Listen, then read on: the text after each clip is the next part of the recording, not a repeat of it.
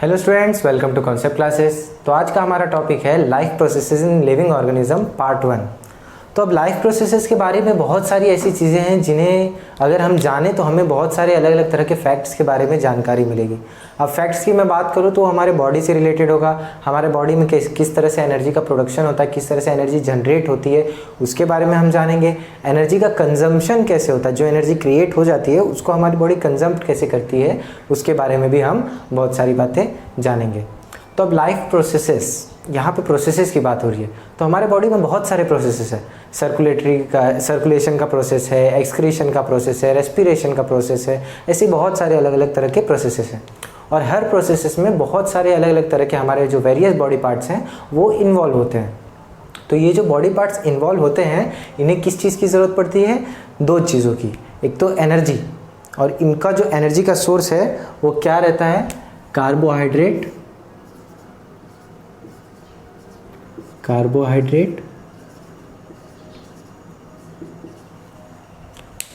Fat,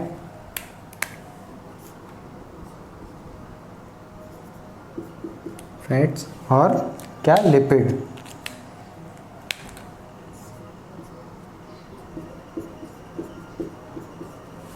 ये तीनों जो एनर्जी के फॉर्म्स हैं इनकी हेल्प के थ्रू हमारे जो बॉडी पार्ट्स हैं ये किसी एक पर्टिकुलर प्रोसेस में इन्वॉल्व होते हैं। तो इस पर्टिकुलर प्रोसेस में जो दूसरी चीज़ ज़रूरी होती है वो होती है कोऑर्डिनेशन, कि इन ऑर्गन्स का अगर कोऑर्डिनेशन प्रॉपर नहीं रहेगा तो हमारे बॉडी में बहुत सारी अलग अलग तरह की प्रॉब्लम्स क्रिएट हो जाएंगी। अब अगर हार्ट अगर सर्कुलेट कर रहा है लेकिन अगर जो सर्कुलेशन में जो ब्लड है वो एमिनो एसिड या फिर प्रोटीन्स, न्यूट्रिएंट्स कैरी कर रहा है, वो अगर प्रॉपरली हर सेल के माइटोकॉन्ड्रिया तक नहीं पहुंचेगा तो उसमें एक पर्टिकुलर अलग तरह का डिसीज़ या कोई अलग तरह की प्रॉब्लम हमारे बॉडी के अंदर हमारे इम्यून सिस्टम में क्रिएट हो जाएगी।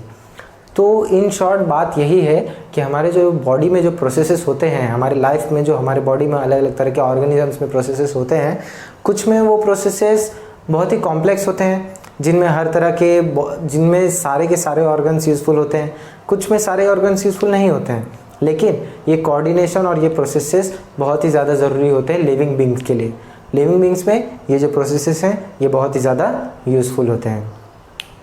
तो अब हम धीरे धीरे पढ़ते हैं। हमारे टेक्स्ट बुक में आगे बहुत सारी चीज़ें दी हुई हैं, अलग अलग तरह के प्रोसेसेस दिए हुए हैं, एरोबिक और एनारोबिक प्रोसेसेस दिए हुए हैं। तो हमारा पहला टॉपिक वही होगा, एरोबिक और एनारोबिक प्रोसेसेस। तो इनके बारे में हम क्या जानेंगे? अब अगर मैं एरोबिक प्रोसेसेस की बात करूं तो एरोबिक प्रोसेसेस में यूज़ होता है ऑक्सीजन। हमारे बॉडी में दो तरह से एनर्जी जनरेट होती है। किन दो तरहों से? एक तो ऑक्सीजन के प्रेजेंस में जनरेट होती है और एक ऑक्सीजन के एब्सेंस में जनरेट होती है। जो ऑक्सीजन के प्रेजेंस में जनरेट होती है उसको हम लोग बोलते हैं aerobic respiration. Aerobic respiration.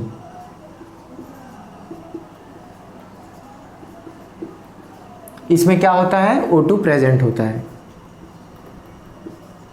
O2 यानी हमारा ऑक्सीजन, ठीक है। और जिसमें हमारा ऑक्सीजन एब्सेंट रहता है वो क्या होता है? Anaerobic respiration. क्या होता है वो? Anaerobic respiration.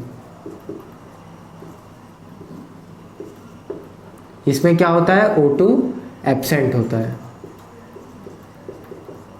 ठीक है। तो ये दो प्रोसेसेस हैं। लेकिन अब इन दो प्रोसेसेस में किस तरह के कौन से अलग अलग प्रोसेसेस हैं उनके बारे में भी हम जानेंगे। जैसे एरोबिक प्रोसेस है, इसके अंदर तीन अलग अलग तरह के प्रोसेसेस हैं जिनके थ्रू ये एरोबिक प्रोसेस का पूरा जो प्रोसेस है ऑल टुगेदर ये कंप्लीट होते हैं। और एनारोबिक रेस्पिरेशन में सिर्फ एक प्रोसेस है, एक्चुअली इसे प्रोसेसर नहीं कहेंगे हम, वो सिर्फ एनारोबिक रेस्पिरेशन है। लेकिन एरोबिक रेस्पिरेशन में कुछ प्रोसेसेस की ज़रूरत पड़ती है। बहुत सारे अलग अलग प्रोसेसेस हैं। आपके टेक्स्ट बुक में पेज नंबर 13 पे दो प्रोसेस दिए हुए हैं और 14 पे तीसरा दिया हुआ है। तो कौन कौन से प्रोसेसेस हैं? ग्लाइकोलिसिस है, ट्राइकार्बोक्सिलिक एसिड साइकिल है और क्या है? Electron transfer chain.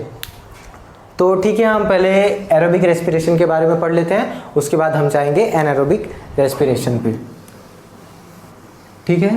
तो एरोबिक रेस्पिरेशन में हम क्या क्या पढ़ रहे हैं? पहला प्रोसेस क्या है?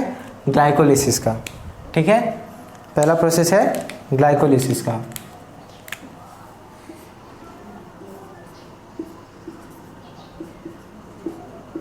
ये जो तीनों प्रोसेसेस हैं एरोबिक रेस्पिरेशन में, ये तीनों एक दूसरे से कनेक्टेड है। मतलब इन शॉर्ट आप ये कहें तो ये जो स्टेप्स हैं ये क्या है, स्टेप्स हैं, पहले से दूसरे पे, दूसरे से तीसरे पे, और ये तीनों मिलके क्या कंप्लीट करते हैं, एरोबिक रेस्पिरेशन। तो ग्लाइकोसिस के प्रोसेस में क्या होता है, आपके टेक्स्ट बुक में क्या दिया हुआ है, process of glycolysis occurs in cytoplasm. कहाँ ऑकर होता है ये, साइटोप्लाज्म में ऑकर होता है, ठीक है, साइटोप्लाज्म में।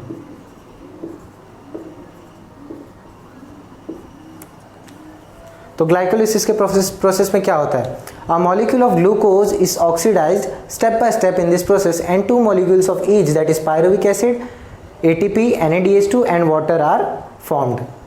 ठीक है, तो ग्लाइकोलिसिस के प्रोसेस में क्या होता है, एक ग्लूकोज का जो मॉलिक्यूल होता है, ग्लूकोज क्या है, एक तरह का कार्बोहाइड्रेट है। एनर्जी के बारे में हमने अभी भी पढ़ा कि 3 फॉर्म होते हैं, उनमें से एक कार्बोहाइड्रेट है जिसका एक फॉर्म क्या है, ग्लूकोज।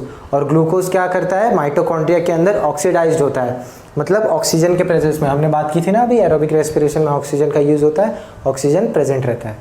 तो ऑक्सीजन के प्रेजेंस में जब ग्लूकोज को ऑक्सीडाइज कर देंगे तो हमें क्या मिलेगा, 2 molecules ईच ऑफ क्या क्या मिलेगा, पायरुविक एसिड का मिलेगा, 2 molecules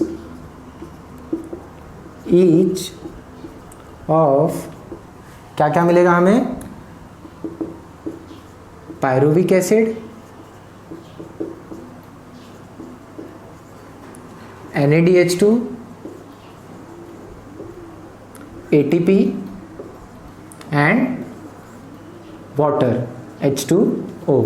ठीक है, तो अगर तो हमारे बॉडी में एरोबिक रेस्पिरेशन के पहले स्टेप यानी ग्लाइकोलिसिस में क्या होता है, कार्बोहाइड्रेट से यानी हमारा जो एनर्जी है उसमें से ग्लूकोज का मॉलिक्यूल लिया जाता है, साइटोप्लाज्म में, सेल के साइटोप्लाज्म में उसे ऑक्सीजन के प्रेजेंस में ऑक्सीडाइज हो जाता है। और जब वो ऑक्सीडाइज हो जाता है तो हमें 2 मॉलिक्यूल मिल जाता है, किन किन का, पायरुविक एसिड का, NADH2 का, ATP का और वाटर का। तो इसके बाद क्या होता है वो हम अगले प्रोसेस में जानेंगे। तो हमारा ये जो ग्लाइकोलिसिस है इसको एक और नाम से जानते हैं, EMP पाथवे।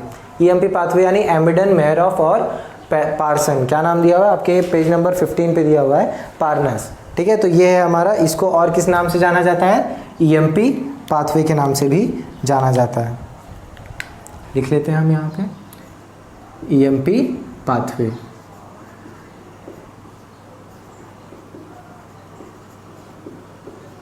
तो ये आपका पहला स्टेप है, अगर आपको लिखना है तो आप इसका स्क्रीनशॉट ले लीजिए। फिर हम बढ़ते हैं हमारे अगले प्रोसेस की तरफ। तो इस प्रोसेस में हमें जब ये 2 molecules ऑफ ईच मिल जाएंगे, पायरुविक एसिड, NADH2, ATP और H2O के, तो इसमें क्या होगा कि ये जो पायरुविक एसिड है ये लेटर क्या होगा, कन्वर्ट हो जाएगा। आपके टेक्स्ट बुक में दिया हुआ है सेकंड पैराग्राफ में, molecules of pyruvic acid formed in this process are converted into molecules of acetyl coenzyme A। ठीक है, पायरुविक एसिड किस में कन्वर्ट हो जाता है, एसिटाइल कोएंजाइम A में, कोएंजाइम A में। ठीक है, तो अब हम अगले प्रोसेस में जानेंगे कि ये जो कन्वर्टेड एसिटाइल कोएंजाइम A है इसका क्या पार्ट है इस पूरे के पूरे प्रोसेस में। ठीक है, तो अगर आपको इसे लिखना है तो आप इसका स्क्रीनशॉट ले लीजिए। फिर हम पढ़ते हैं हमारे अगले प्रोसेस के बारे में।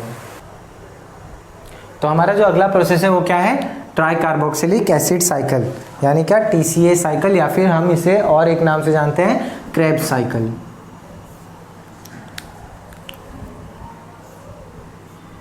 ठीक है, क्रेब्स साइकिल क्यों बोलते हैं, क्योंकि यही वो पर्सन थे जिन्होंने इसकी डिस्कवरी की थी। 1953 में इसके लिए इन्हें नोबेल प्राइज़ भी मिला था। तो ट्राइकार्बोक्सिलिक एसिड साइकिल में क्या होता है कि पायरुविक एसिड से जो हमें एसिटाइल को A मिला था, एसिटाइल कोएंजाइम A मिला था ना हमें ग्लाइकोलिसिस के प्रोसेस में,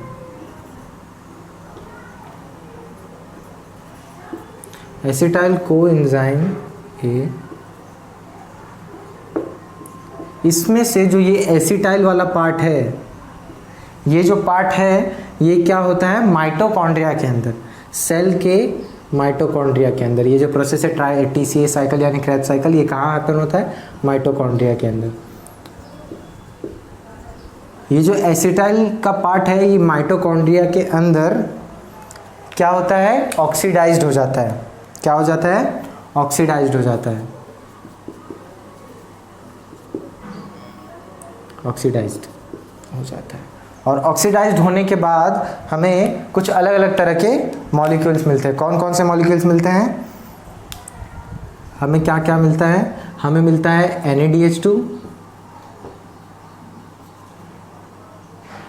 NADH2, FADH2, कार्बन डाइऑक्साइड और वाटर। ये FADH2 और NADH2 क्या है मैं आगे आपको बताऊंगा। फिलहाल आप ये जानिए कि ये मॉलिक्यूल्स हमें मिलते हैं। तो ठीक है, ये था हमारा इन शॉर्ट हमारे क्रेब्स साइकिल में यही एक चीज़ होती है कि हमारा जो एसिटाइल कोएंजाइम है इसमें से जो एसिटाइल वाला पार्ट है ये पार्ट जो है ये माइटोकॉन्ड्रिया के अंदर ऑक्सीडाइज्ड हो जाता है, जिसके बाद हमें क्या मिलता है, NADH2 मिलता है, FADH2 मिलता है, CO2 और H2O मिलता है। तो अगर आपको इसे लिखना है तो आप इसका स्क्रीनशॉट ले लीजिए। फिर हम बढ़ते हैं हमारे अगले प्रोसेस की तरफ। तो हमारा अगला प्रोसेस है, अगला स्टेप है इलेक्ट्रॉन ट्रांसफर चेन रिएक्शन। तो इलेक्ट्रॉन ट्रांसफर चेन रिएक्शन में क्या होता है, इस रिएक्शन में मेनली क्या होता है कि हमने अब तक जितने भी NADH2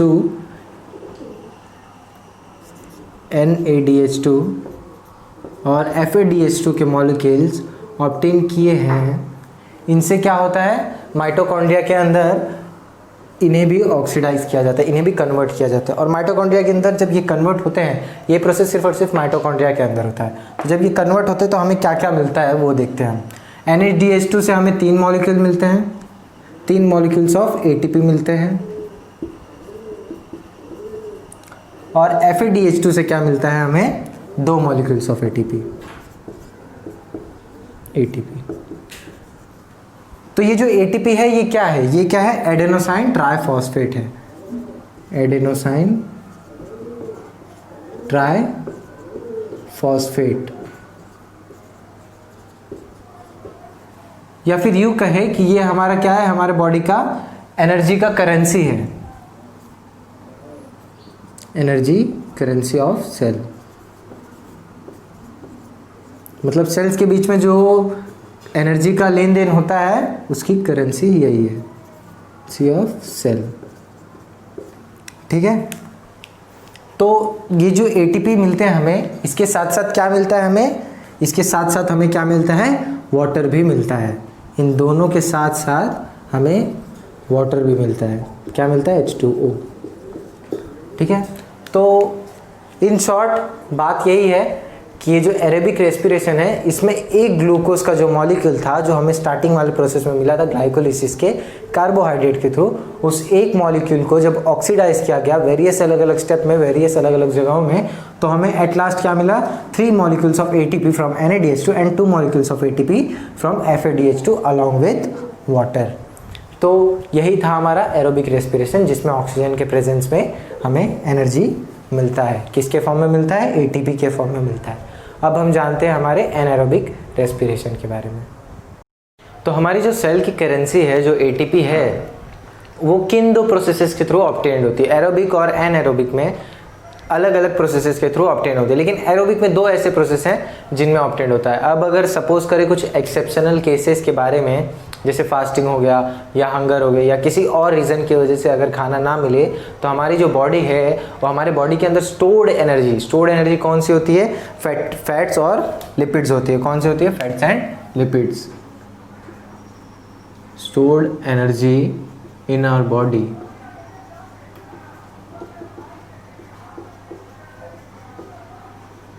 ये कौन सी एनर्जी होती है, फैट्स एंड लिपिड्स।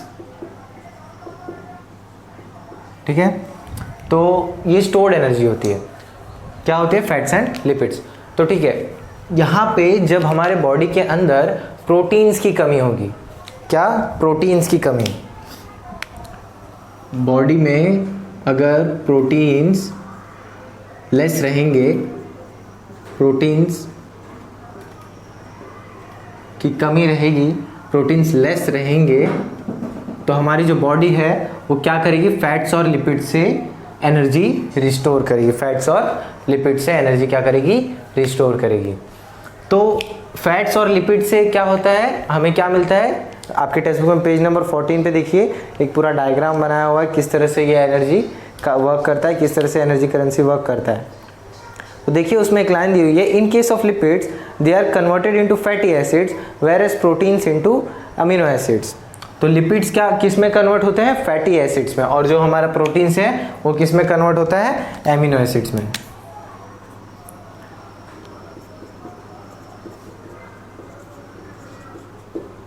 कुछ भी डिफिकल्ट नहीं है इस चैप्टर में, बस थोड़े अलग अलग प्रोसेसेस दिए हुए हैं जिनमें बहुत सारे डिफरेंशिएशंस हैं। तो उन सारे डिफरेंशिएशंस को एक बार अगर आप प्रॉपर सीरियल वाइज लिख लेंगे तो अच्छा रहेगा आपके लिए, इजी पड़ जाएगा बहुत ज़्यादा। ठीक है, तो ये दो प्रोसेसेस हैं, ये दो पार्ट हैं जिनसे एरोबिक रेस्पिरेशन के अंदर एनर्जी का प्रोडक्शन होता है। कुछ से लेस होता है, कुछ से ज़्यादा होता है। इसके बाद हम पढ़ेंगे हमारे एनएरोबिक रेस्पिरेशन के बारे में। अगर आपको लिखना है तो आप इसका स्क्रीनशॉट ले लीजिए। तो अब हम पढ़ते हैं एनएरोबिक रेस्पिरेशन के बारे में। तो एनएरोबिक रेस्पिरेशन में क्या होता है, हमारे बॉडी में जो एनर्जी का प्रोडक्शन है वो बहुत सारे वेरियस अलग अलग तरीक़ों से होता है। अगर हमारे बॉडी में एनर्जी है तो हमें कितना एटीपी ऑब्टेन्ड होता है, 38 ATP. ATP adenosine triphosphate cell की करेंसी, पहले वीडियो में मैंने बताया था। तो ये जो एटीपीज़ हैं ये बॉडी में जो जनरेट होते हैं वो डिपेंड करता है कि एनर्जी बॉडी में किस फॉर्म में प्रेजेंट है। अगर वो कार्बोहाइड्रेट, प्रोटीन्स और फैट्स में प्रेजेंट होगी तो जो एटीपी है वो ज़्यादा मिलेंगे, 38 एटीपी मिलेंगे। लेकिन अगर वही एनर्जी जो है वो अगर स्टोर्ड फॉर्म में होगी, इन द सेंस कि अगर कोई एक्सेप्शनल केसेस हैं जैसा कि मैंने अभी पहले बताया, फास्टिंग हंगर वगैरह वगैरह, तो उन एक्सेप्शनल केसेस में जो बॉडी के अंदर जो एनर्जी होती है वो कम होती है। तो हमारा बॉडी क्या करता है, हमारा जो सेल क्या करता है, वो माइटोकॉन्ड्रिया के अंदर क्या करता है, स्टोर्ड एनर्जी को लेकर आता है। क्या, stored energy, fats and lipids. Fats and lipids किस में कन्वर्ट होते हैं, फैटी एसिड्स में, जो बाद में किस में कन्वर्ट होता है, अल्कोहल या फिर किसी अलग ऑर्गेनिक केमिकल में या फिर किसी और अलग तरह के एसिड्स वगैरह में। तो इससे हमें सिर्फ 2 एटीपीज मिलता है। तो इन शॉर्ट बात यही है कि ऑक्सीजन के प्रेजेंस में अगर ग्लूकोज को ऑक्सीडाइज किया जाएगा, ऑक्सीजन के प्रेजेंस में अगर ग्लूकोज को ऑक्सीडाइज किया जाएगा तो 38 एटीपी मिलेगा, और ये होगा हमारा एरोबिक रेस्पिरेशन। और अगर ऑक्सीजन एब्सेंट है, ऑक्सीजन अगर एब्सेंट है तो हमें सिर्फ ग्लूकोज को ऑक्सीडाइज करने के लिए ऑक्सीजन का यूज़ नहीं कर पाएंगे, जिससे हमें क्या मिलेगा, सिर्फ और सिर्फ 2 एटीपी। तो इस मैटर से हमें पता चलता है कि कैसे 2 अलग अलग तरह के एनर्जी प्रोडक्शंस होते हैं। तो एरोबिक रेस्पिरेशन का एडवांटेज यही है कि ऑक्सीजन के प्रेजेंस में एनर्जी ज़्यादा फॉर्म होती है, एनारोबिक में कम होती है। तो यही मेनली रीजंस है कि अगर आप कोई एक्सरसाइज वगैरह कर रहे हो और आपको स्वेटिंग वगैरह हो, आप रनिंग कर रहे हो, तो आपको स्वेट क्यों आता है, इसी वजह से आता है क्योंकि आपके बॉडी के अंदर जो स्टोर्ड एनर्जी है उसे कंजम्प किया जा रहा है, और एनर्जी का जो प्रोडक्शन है वो कम हो रहा है और यूज़ जो है उसका ज़्यादा हो रहा है, यानी इनकम कम है और आउटकम ज़्यादा है। तो इन शॉर्ट यही है हमारा एरोबिक और एनारोबिक रेस्पिरेशन। आपको दोनों का कंपैरिजन टेबल दिख रहा होगा कि दोनों किस तरह से कंपेयर किया गया है। लिपिड्स, कार्बोहाइड्रेट्स और proteins at last CO2 + H2O + energy में कन्वर्ट होते हैं, और ग्लूकोज जो है वो एनारोबिक रेस्पिरेशन में किस तरह से कन्वर्ट होता है, वेरियस माइक्रोब्स, यीस्ट या फिर अलग अलग तरह के और भी बहुत सारी चीज़ों में। तो यही था हमारा एरोबिक और एनारोबिक रेस्पिरेशन। अब हम जानते हैं कुछ एमिनो एसिड्स के बारे में, माइटोसिस, मियोसिस या फिर ये अलग अलग प्रोसेसेस के बारे में। तो हमारे बॉडी में जो एनर्जी का फॉर्म होता है कार्बोहाइड्रेट, वो किस फॉर्म में हमारे बॉडी में स्टोर होता है और कहाँ पे स्टोर होता है, तो वो होता है कार्बोहाइड्रेट जो है वो ग्लाइकोजन के फॉर्म में। कार्बोहाइड्रेट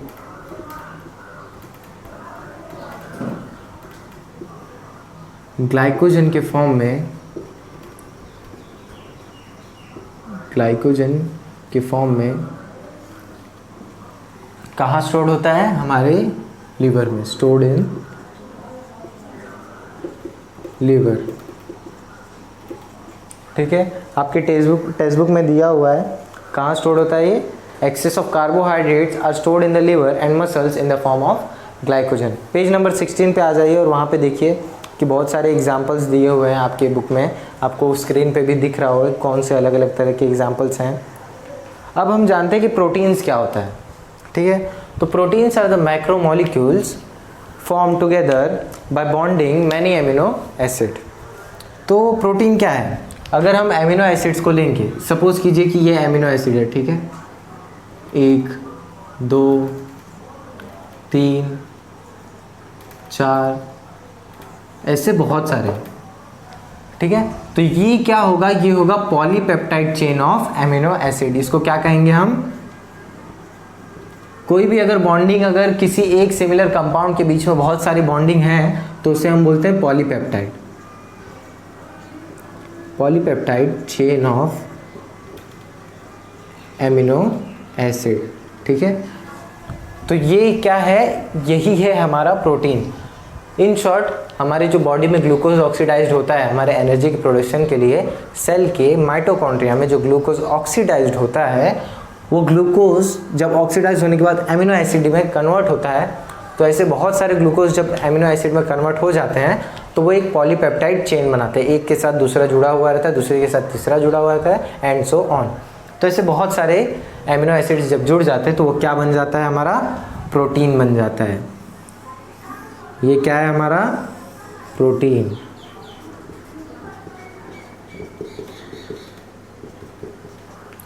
ठीक है, तो यही है हमारा प्रोटीन। और जो हमें एनिमल से प्रोटीन ऑब्टेन्ड होता है वो क्या होता है, फर्स्ट क्लास ओरिजिन का होता है। Proteins obtained from animal origins are known as first class proteins. यानी इन शॉर्ट क्या है कि उनका जो डाइजेस्टिव सिस्टम वगैरह है वो बहुत ही ज़्यादा ठीक ठाक है। मतलब अगर कहा जाए तो उन्हें आजकल तो वैसे नहीं मिलते हैं, लेकिन जो जंगलों में एनिमल्स वगैरह होते हैं उनसे जो प्रोटीन्स हमें मिलता है वो क्या है, फर्स्ट क्लास लेवल का है। और भी बहुत सारी चीज़ें आपके टेक्स्ट बुक में दी हुई है। क्या दिया, we get 4 kilocalorie of energy per gram of protein. यानी 1 ग्राम ऑफ प्रोटीन से हमें कितना एनर्जी मिलता है, 1 gram of protein is equals to 4 kilocalorie of energy. ठीक है, तो और क्या दिया, amino acids are obtained after digestion of proteins. Proteins जब डाइजेस्ट हो जाते हैं तो हमें एमिनो एसिड्स मिल जाता है। Those amino acids are absorbed in the body and transported up to each organ and cell via blood. From these amino acids, organs and cell produce various proteins necessary for themselves and the whole body.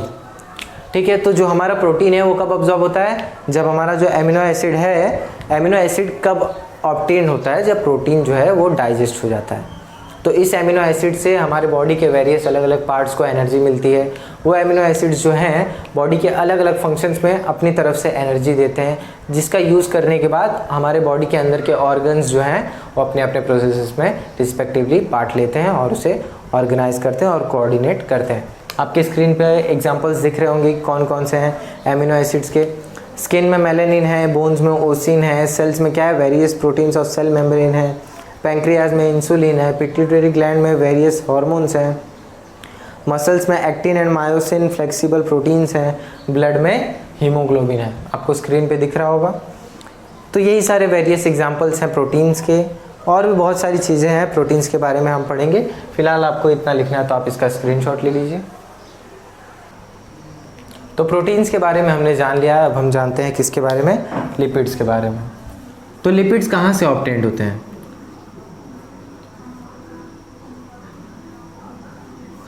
Lipids obtained होते हैं हमारे body के adipose tissue में से।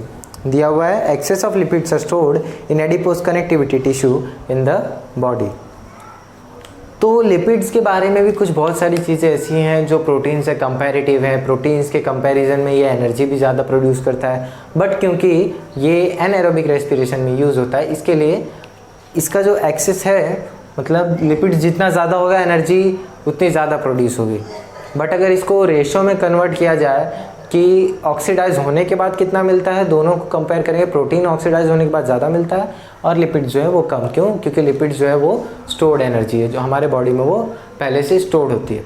और lipids किस चीज़ में use होता है, लिपिड्स जो है ये कहाँ डाइजेस्ट होता है। ठीक है, digestion of lipids consumed by us is nothing but their conversion into fatty acids and alcohols. Fatty acids और एल्कोहल्स में इनका जो कन्वर्जन होता है वही होता है लिपिड्स का डाइजेशन।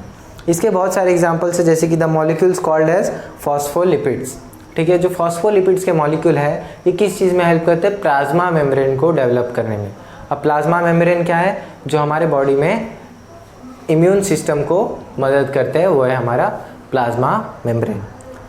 और ऐसे बहुत सारे इसके एग्जांपल्स हैं। Besides fatty acids are used for producing hormones like progesterone, estrogen, testosterone, aldosterone etcetera and the covering around the axon of the nerve cells. यानी नर्व सेल्स को जो कवर करता है, एक्सन जो होता है हमारा, जो ग्रीन, किसी किसी के बॉडी में ग्रीन होता है, एक बहुत ही ज़्यादा रेयर है जो गोल्डन भी होता है, गोल्डन नर्व्स भी होते हैं, बहुत ही ज़्यादा रेयर है वो। तो इसके ऊपर की जो कवरिंग होती है एक्सन, जो हमें अलग अलग तरह के कलर्स में दिखता है, वही होता है ये जो कवर करता है। और ये किसके थ्रू बिल्ड होता है? लिपिड्स के थ्रू। तो लिपिड भी हमारे बॉडी में बहुत ज़्यादा ही यूज़फुल है, लिपिड्स और प्रोटीन्स। इन शॉर्ट बात यही है कि हमारे बॉडी में जो अलग अलग तरह के एनर्जी हैं, एनर्जी जिस चीज़ों से मिलती है, energy from different various sources are very helpful in our body. ठीक है, तो यही था हमारा लिपिड। अब हम बढ़ते हैं हमारे अगले टॉपिक की तरफ। वो क्या है? नेक्स्ट पेज पे आ जाइए, पेज नंबर 17 पे। Vitamin are a group of heterogeneous compounds of which each is essential for proper operation of various processes in the body। ठीक है, तो विटामिन्स के बारे में क्या दिया हुआ है, हम इसे रफ कर लेते हैं। लिपिड्स के बारे में हमने जान लिया। लिपिड्स का एक और फैक्ट था कि लिपिड से 9 किलो कैलोरी मिलता है, प्रोटीन से 4 किलो कैलोरी मिलता है और लिपिड से 9 किलो कैलोरी मिलता है। अब हम आते हैं विटामिन्स पे। विटामिन क्या है? Group of heterogeneous compound of which each is essential for proper operations of various processes in the body. Vitamins, बहुत सारे अलग अलग तरह के विटामिन्स हमारे बॉडी में हम हमारे बॉडी में कंज्यूम करते हैं डिफरेंट वेरियस अलग अलग तरह के फूड प्रोडक्ट्स के थ्रू। तो ये जो विटामिन्स हमारे बॉडी में एब्जॉर्ब होते हैं या फिर हम गेन करते हैं, ये विटामिन्स बॉडी के अलग अलग पार्ट में अलग अलग रोल प्ले करते हैं। There are main 6 types of vitamins, example A, B, C, D, E and K. Out of this, A, D, E and K are fat soluble, whereas B and C are water soluble. यानी जो बाकी के कितने A, D, E and K जो हैं ये fat soluble है, यानी क्या, ये लिपिड्स और फैटी एसिड्स के साथ ज़्यादा इंटरैक्ट करते हैं, ज़्यादा तरह से एनर्जी प्रोड्यूस कर पाते हैं, और जो बाकी के हैं वो वाटर सॉल्युबल हैं। We have seen that FADH2 and NADH2 are produced in the processes like glycolysis and Krebs cycles. Vitamins like riboflavin, vitamin B2 and nicotinamide, vitamin B3, B5 respectively are necessary for their production. तो हमारे जो Krebs cycle के बारे में हमने अभी भी पढ़ा है, क्रेब्स साइकिल और ग्लाइकोलिसिस, इन दोनों प्रोसेस को होने के लिए, इन दोनों प्रोसेस से क्या होता है, एनर्जी ऑब्टेन्ड होती है। लेकिन इन दोनों प्रोसेसेस को भी ऑकर होने के लिए एनर्जी चाहिए, जो किसके थ्रू मिलता है? विटामिन B2 और विटामिन B5 के थ्रू। तो इनकी मदद से ही FADH2 और NADH2 क्या है, कंपोज होते हैं, बनते हैं, फॉर्म होते हैं। तो विटामिन्स के बारे में अब हमने पढ़ लिया। अब हम आते हैं एक दूसरे एनर्जी के सोर्स जो हमारे बॉडी में बहुत ही ज़्यादा एसेंशियल है और हमारे बॉडी में मैक्सिमम अमाउंट में प्रेजेंट है। वो क्या है? Water. There is about 65 to 70% water in our body। ठीक है, 65 से 70% तक का वाटर हमारे बॉडी में प्रेजेंट है। हमारे बॉडी के फुल कंटेंट को अगर कंपेयर किया जाए तो अगर 100% के रेशो से लिया जाए तो 65 to 70% तक क्या प्रेजेंट है? वाटर प्रेजेंट है। Each cell contains 70% water weight by weight. तो जिस हिसाब से एक सेल का वेट होगा उस हिसाब से वो अपने सेल के अंदर 70% तक वाटर ही कंटेन करता है। इस हिसाब से आप अंदाज़ा लगा सकते हैं कि हमारे बॉडी में ओवरऑल जो सेल्स होंगे वो एवरेज 70% कंटेन करते हैं, और वेट्स में जो डिफरेंस होता होगा इसकी वजह से हम ये कह रहे हैं कि वो 65 to 70% वाटर हमारी बॉडी जो है वो कंटेन करती है। Blood plasma also contains 90% of water. जो हमारा ब्लड प्लाज्मा है, अभी अभी हमने पढ़ा प्लाज्मा मेम्ब्रेन के बारे में, इसमें भी बहुत सारे अलग अलग तरह के प्लाज्माज हैं, लेकिन जो ब्लड प्लाज्मा है वो कितना 90% ऑफ वाटर कंटेन करता है। ब्लड प्लाज्मा जो हमारे इम्यून सिस्टम का एक बहुत ही इंपॉर्टेंट हिस्सा है और डिजीज़ को फाइट करने में हमें बहुत ही ज़्यादा हेल्पफुल है। Functioning of cells and thereby whole body disturbs even if there is a little loss of water from the body, hence water is an essential nutrient. तो अगर हमारे बॉडी में, बॉडी के किसी भी सेल या body के किसी भी पार्ट में से अगर वाटर का थोड़ा भी अगर अमाउंट लेस हो गया तो हमारे बॉडी की जो फंक्शनिंग है उसको वो अफेक्ट करेगा। 1 to 10 के स्केल पे अगर हम इसे डिस्क्राइब करना चाहें तो अगर आपके बॉडी में 5 to 10% का अगर एक्सेस लॉस है तो 1 to 2 के बीच में आपको इफेक्ट दिखेंगे एंड सो ऑन। जैसे जैसे उसका स्केल जो है वो बढ़ता जाएगा, जैसे जैसे आपके बॉडी के अंदर जो वाटर लॉस अगर ज़्यादा होता जाएगा उस हिसाब से जो आपको डैमेज होगा, आपकी बॉडी को जो डैमेज होगा, इफेक्ट होगा, वो भी इसके 1 to 10 के स्केल पे बढ़ता जाएगा। तो इन शॉर्ट बात यही है कि जो वाटर है हमारे बॉडी के लिए बहुत ही ज़्यादा एसेंशियल न्यूट्रिएंट है। Along with all above mentioned nutrients, fibers are also essential nutrients. In fact, we cannot digest the fibers. However, they help in the digestion of other substances and egestion of undigested substances. We obtain the fibers from leafy vegetables, fruits, cereals, etc. तो हमारी body का एक दूसरा बहुत ही ज़्यादा हिस्सा है fibres. Fibres को हम डाइजेस्ट नहीं कर सकते, फाइबर से हम किसी भी तरह की एनर्जी ऑब्टेन नहीं कर सकते, लेकिन फाइबर क्या करता है, दूसरे प्रोडक्ट्स जो हम इंजेस्ट करते हैं हमारे बॉडी के अंदर कंज्यूम करते हैं, उन्हें डाइजेस्ट होने के लिए बहुत ही ज़्यादा हेल्पफुल है। या फिर जो वेस्ट प्रोडक्ट्स हैं उन वेस्ट प्रोडक्ट्स को इजेक्ट करने के लिए भी ये बहुत ही ज़्यादा हेल्पफुल है। तो इन शॉर्ट बहुत सारी चीज़ों के बारे में हमने पढ़ा। क्या क्या चीज़ों के बारे में हमने पढ़ा? हमने पढ़ा प्रोटीन्स के बारे में, हमने पढ़ा लिपिड्स के बारे में, हमने पढ़ा विटामिन्स के बारे में, हमने पढ़ा वाटर और फाइबर्स के बारे में। तो ये सारी जो चीज़ें हैं हमारे बॉडी के अंदर बहुत ज़्यादा कॉम्प्लेक्स हैं, लेकिन अगर इसे एक प्रॉपर पर्सपेक्टिव से देखा जाए, सिर्फ इस पर्सपेक्टिव से देखा जाए कि ये एनर्जी फॉर्म करते हैं, ये कितना करता है, वो कितना करता है और ये कितना करता है, बस इस फॉर्म में अगर देखा जाए तो ये बहुत ही ज़्यादा सिंपल चैप्टर है, life processes in living organisms. तो इस चैप्टर में बहुत सारी चीज़ें दी हुई हैं आपको। क्या क्या दिया हुआ है? पीछे हमने अभी बहुत सारी चीज़ें पढ़ी हैं, aerobic, anaerobic, electron transfer chain. तो ये जो हमारा पार्ट 1 है, इसमें मेनली हमने पढ़ा है कि किस तरह से हमारे बॉडी में एनर्जी गेन होता है। इस चैप्टर के पार्ट 2 में हम क्या क्या पढ़ेंगे? सेल डिवीज़न के बारे में पढ़ेंगे। यही इस चैप्टर का लास्ट टॉपिक है, cell division an essential life process. तो ये जो सेल डिवीज़न है इसमें बहुत सारी चीज़ें दी हुई हैं, अलग अलग तरह के मियोसिस, माइटोसिस, क्रोमोसोम्स, ये बहुत ही ज़्यादा इंटरेस्टिंग चैप्टर है। तो इस वीडियो को मिस ना करें, ज़रूर देखें अगला वीडियो जो हम अपलोड करेंगे। और इस वीडियो में अगर आपको कोई भी डाउट हो तो आप मुझे कमेंट करके पूछ सकते हैं। आई होप आपको ये वीडियो पसंद आया होगा। अगर आपको ये वीडियो पसंद आया तो इसे लाइक कीजिए, शेयर कीजिए, सब्सक्राइब कीजिए।